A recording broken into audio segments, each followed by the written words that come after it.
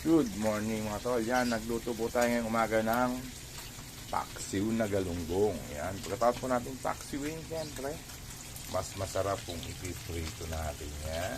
Ayan po, piniprito natin. Ayan po yung ating pinagpaksiwan. May talong, may sili, may mga luya, sibuyas.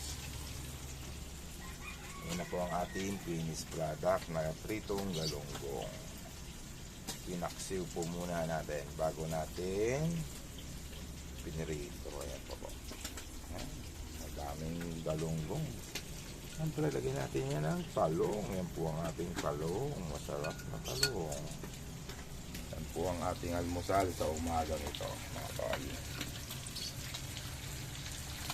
Yan. Sarap ng pritong galunggong na pinaksiw muna.